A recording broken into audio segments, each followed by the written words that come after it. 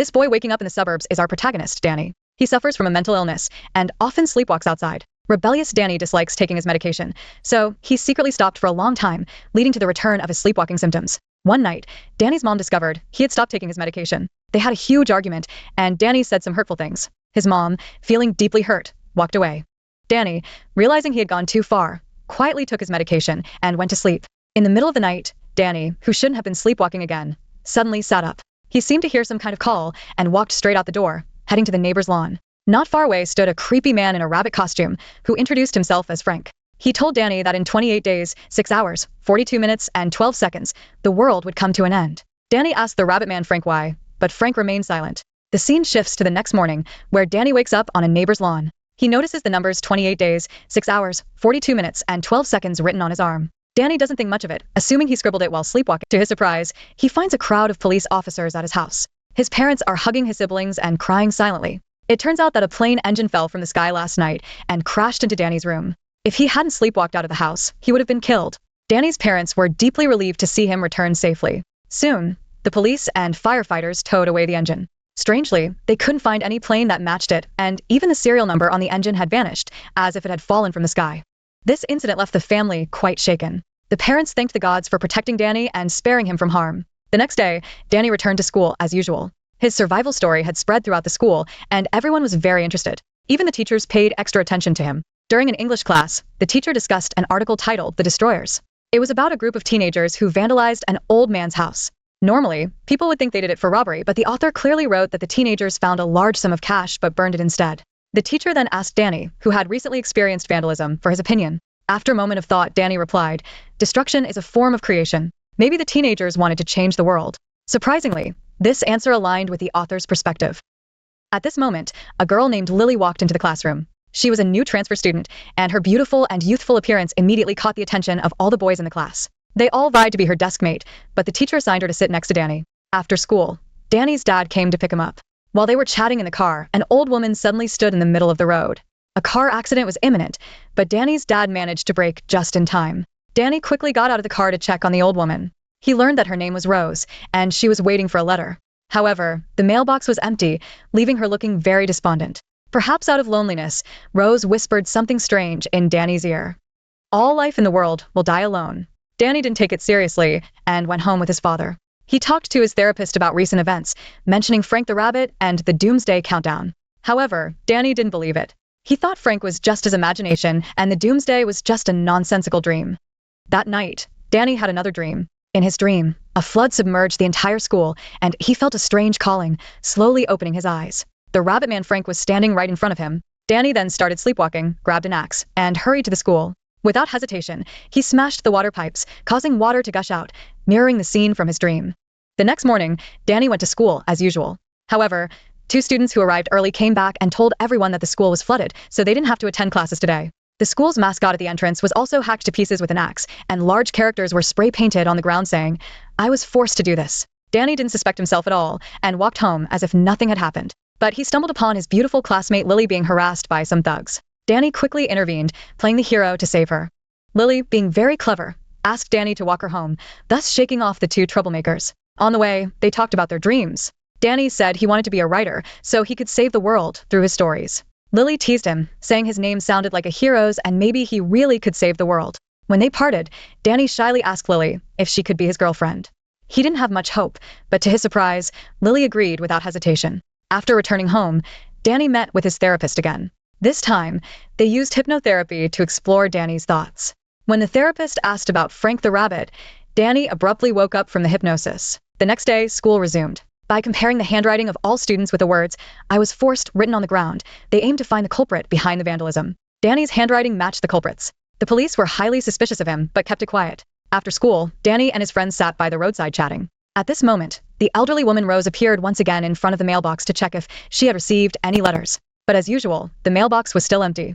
A few days later, the school held a meeting to announce the suspects identified by the police. However, just as the principal was about to speak, the psychology teacher stood up. She claimed to be a parent and argued that the students shouldn't be blamed for the incident. Instead, she believed the teacher who wrote the article, The Saboteur, should be held responsible. The article detailed how to flood the school, which led the students to commit the act. The English teacher scoffed in disagreement, and the scene quickly descended into chaos. The principal had no choice but to call off the meeting. At night, when Danny was about to take his medicine and sleep, the eerie rabbit man Frank appeared once again. It seemed like an invisible barrier separated them, making it impossible to touch each other. Danny curiously asked where he came from, but Frank responded with a question. Do you believe in time travel? Could it be that the rabbit man Frank came through time travel? The next day, the class held a poetry recital. Danny, who dreams of becoming a writer, eagerly signed up and wrote a poem about Frank the rabbit. I will send them to a place that only I know because I am Danny. However, his classmates scoffed at him, thinking he was just being silly, unaware that everything in the poem was about to come true. The next class is with a psychology teacher who accused the English teacher of spreading harmful information. In her class, she used the theory of the famous speaker Tom, which states that life is driven by two extremes, love and fear. Fear creates chaos, while love can solve all problems. Danny strongly opposed this binary theory and argued with the psychology teacher. However, she told Danny that if he didn't complete the assignment based on this theory, he would get a 0, and she reported this to the principal. Accusing Danny of being disrespectful, the principal called Danny's parents to the school. He earnestly told them that Danny's emotional intelligence test results were unusual, suggesting he might be a natural-born violent person. The school counselor, who had always been on good terms with Danny's mom, also advised, don't let Danny go astray. But Danny was just a somewhat rebellious teenager. How could he receive such an evaluation? By October 10th, there were only 20 days left until the end of the world as predicted by Frank the Rabbit. Donnie remembered time travel and asked his science teacher about it. The teacher gave Donnie a book titled The Philosophy of Time Travel, which detailed the principles of time travel. The author was a former teacher named Rose, who was once ordinary but changed drastically one day and then wrote this book before leaving the school. Rose? Isn't she the old lady who always checks her mailbox? Danny searches the school's photo wall and indeed finds her younger self. First, he encountered her halfway, then this book appeared. It all seems mysteriously connected to Rose. Danny suspects this might not be just a coincidence. The movie will now interweave the content of The Philosophy of Time Travel with Danny's experiences. The film becomes more complex from this point. If you find the upcoming explanations confusing, please be patient and watch until the end of the video. I will provide a detailed explanation of the movie then. In the first chapter of The Essence of Time Travel, it talks about the original universe and the offline universe. The original universe refers to the initial universe, while the offline universe is like a game bug, a parallel universe derived from the original one. This offline universe is very unstable and usually only exists for a few weeks before collapsing into a black hole that destroys. The scene shifts back to Danny. That night, he unexpectedly discovers that his family members are all connected by a transparent trail. This trail guides their movements, but no one seems to notice it. Soon, Danny also grows a trail that extends all the way to his parents' bedroom. Curious, he follows it and finds a handgun in his parents' wardrobe. Danny grew increasingly curious. The rabbit man Frank, the apocalypse, and time travel, these people and events seem to be deliberately guiding him to discover something. All of this could be explained in the book, The Philosophy of Time Travel. Could the doomsday countdown be real? Thinking this, Danny felt a chill. Everything was too bizarre, and far beyond his understanding. With 12 days left until the apocalypse predicted by Frank the Rabbit, Halloween was approaching. Danny's parents met with a psychologist to understand their rebellious son. The psychologist explained that Danny's destructive behavior stemmed from a fear of natural forces, which are irresistible and inescapable, leading him to express his emotions through violence. Meanwhile, Danny picked up a sharp blade. Danny repeatedly thrusts at the rabbit man Frank in front of him, but an invisible barrier always remains between them. No matter how hard Danny tries, it's all in vain. The next day, the school invites a famous motivational speaker, Jim, who is also the idol of the psychology teacher, to give a performance. His theory of love and fear has influenced many people. However, rather than being thought-provoking philosophy, it is more like a cult theory that deceives people. A young boy is bullied at school. Jim says to love the world. A chubby girl has body image issues. Jim also says to love the world. Love is the solution to all problems. It seems harmless but also useless. Danny scoffs at Jim's nonsense, grabs the microphone, and retorts. He believes Jim's preaching about the power of love is just a way to establish his own authority. In fact, he thinks Jim is just trying to profit from it. The students applaud thunderously, cheering for Danny's courage. However, the teachers are not pleased and immediately kick him out of the auditorium. His girlfriend Lily quickly follows him. After leaving the auditorium, Danny is still fuming, continuously complaining about how pretentious Jim is. Perceptive Lily realizes that usually kind Danny must be facing some trouble. That's why he reacted so strongly. Under Lily's concerned questioning, Danny revealed the amazing thing he had recently seen and took out the book, The Essence of Time Travel.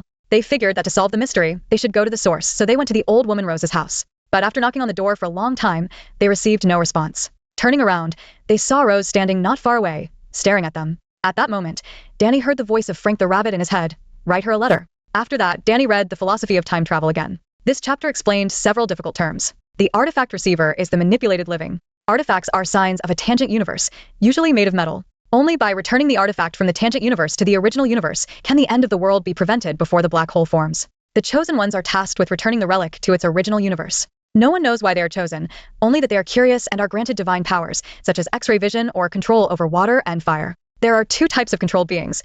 Living controlled beings are those around the chosen ones who lose their free will and tirelessly guide them to return the relic. If someone dies in the offline universe, they become a dead controlled being who can traverse time and space, guiding the chosen ones to ensure the relic is returned.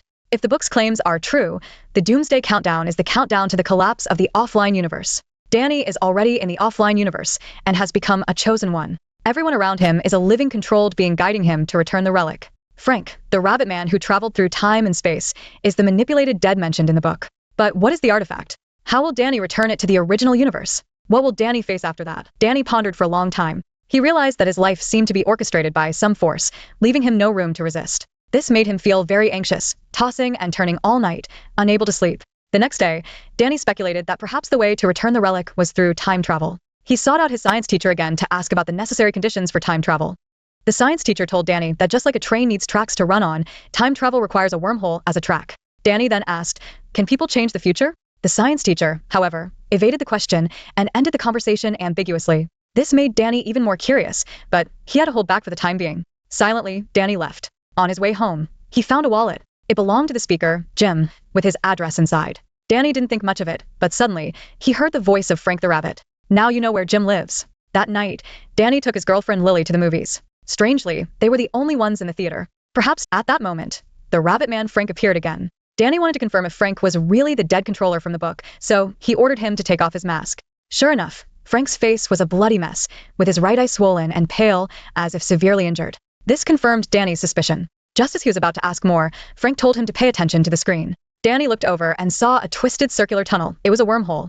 In an instant, flames filled Danny's vision. Frank eerily commanded, "Burn it all down." As if bewitched, Danny left Lily and walked out of the theater alone, heading straight to the speaker Jim's residence. He then set the mansion on fire. Afterwards, Danny nonchalantly returned to the cinema and sat next to Lily. The next day, the news reported the fire from the previous night. While extinguishing the fire, firefighters found a large number of child pornography albums in Jim's house, which is a serious crime under U.S. federal law. The police immediately arrested Jim. October 24th, 6 days until the end of the world. On this day, the principal fired the English teacher for allegedly teaching disruptive content. In the final English class, the teacher showed the students a film. It was an animated movie about rabbits facing a massacre. The dark and bloody scenes made the students uncomfortable.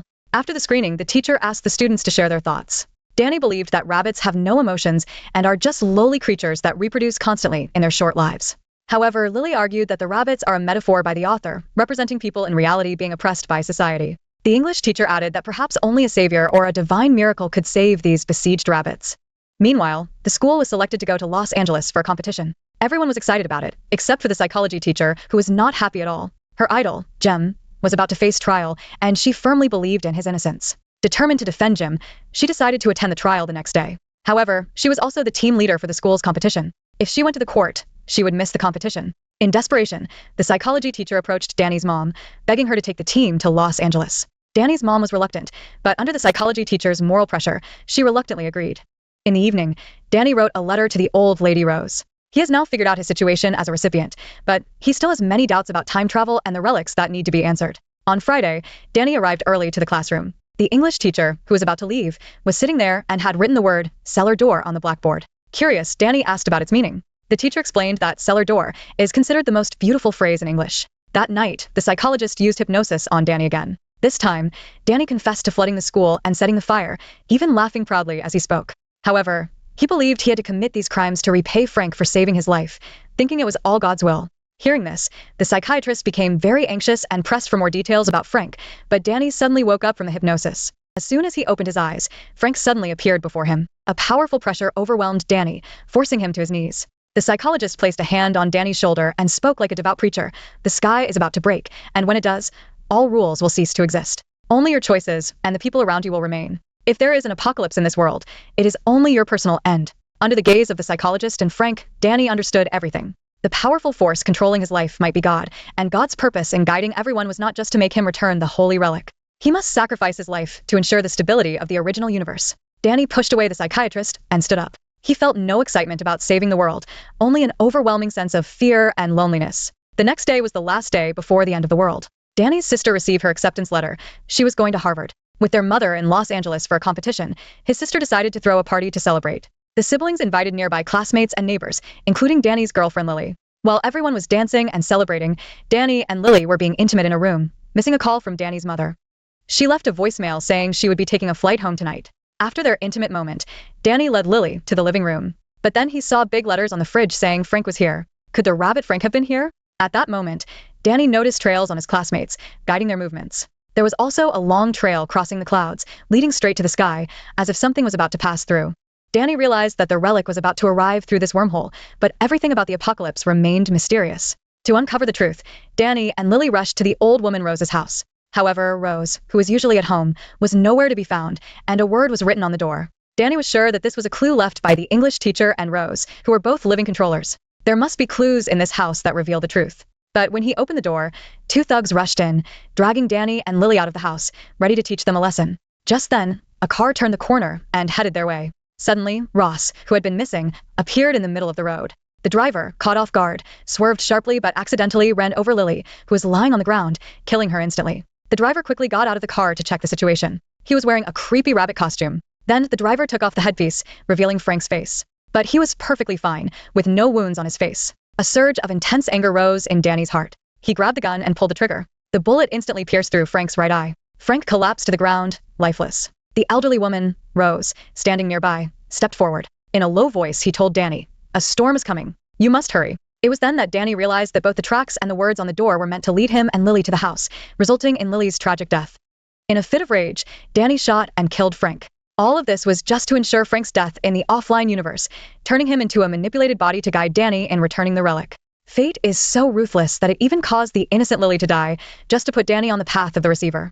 Danny hates his helpless situation but can only accept everything reluctantly. He carried Lily's remains for a long time. By the time he reached his doorstep, dawn had broken, and a cloud in the sky began to form a portal. Danny realized this was the wormhole to return the sacred relic. He placed Lily's remains in the car and drove to a nearby hill, quietly gazing at the distant wormhole. Just then, Danny's mom's plane malfunctioned, and an engine fell off, crashing heavily to the ground, right into the wormhole. Danny finally understood that the engine was the sacred relic. Once the relic is returned, his offline universe will completely vanish. He gazes at Lily's lifeless face, trying to etch her image into his mind. The next moment, the offline universe begins to collapse. Danny's memories flash in reverse, taking him back to that very first night. Danny woke up from his sleep with a smile. He lay back on the bed, as if a wish had been fulfilled. Suddenly, a massive engine fell from the sky, crashing straight into Danny's room. Amidst the collapsing walls, the alternate universe vanished with the return of the relic, and the original universe returned to its former peace. Danny lost his life in the accident. No one knew he had lived in another world, experienced beautiful love, and carefree youth. In the end, he passively saved this world against his will. As the background music, Mad World, plays, the film gradually comes to an end. Danny's parents, holding their child, cry out in grief over their son's death. A girl named Lily rides by on her bike and curiously asks what happened. She doesn't know Danny, but expresses sympathy. However, when she sees Danny's mother, a deep memory seems to awaken within her.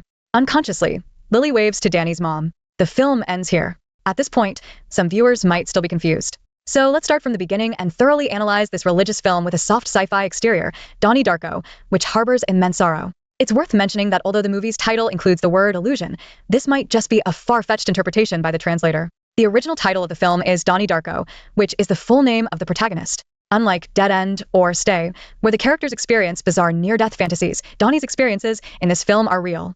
According to the movie's setting, our primary universe is relatively stable, but sometimes an unstable tangent universe can branch off. This tangent universe can only exist for a few weeks before collapsing into a black hole that destroys everything. Only by returning the artifact in time can this catastrophe be averted. The story begins with a moment an engine mysteriously falls, creating an alternate universe. This engine, known as the artifact, marks the appearance of this alternate universe. Some unknown force chooses Danny to be the one destined to return the artifact.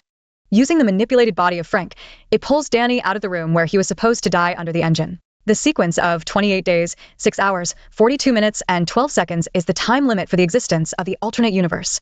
From this moment, Danny's fate is sealed. He stepped into the offline universe, bearing the mission to save the world. But Danny is just a teenager in high school and knows nothing about the mysteries of the universe. To guide him in returning the sacred artifact, he must rely on everyone around him. This is what is referred to as control bodies in The Art of Time Travel. Simply put, control bodies are NPCs, and the force controlling them is that mysterious power, perhaps what we call God. These NPCs have lost their self-awareness, and everything they do is to guide Danny. For example, the rabbit man Frank leads him to break the water pipe, so he can meet Lily on the road, creating an opportunity for them to interact. Lily readily agrees. Then, Danny encounters the old woman Rose. Gradually, he became curious about the apocalypse. He received the essence of time travel from his science teacher, slowly uncovering the truth about the world and his situation, and learning about the existence of wormholes. After that, Danny felt a strong sense of helplessness. He refused to be swept into the grand apocalypse, but could only move forward alone under the arrangement of fate.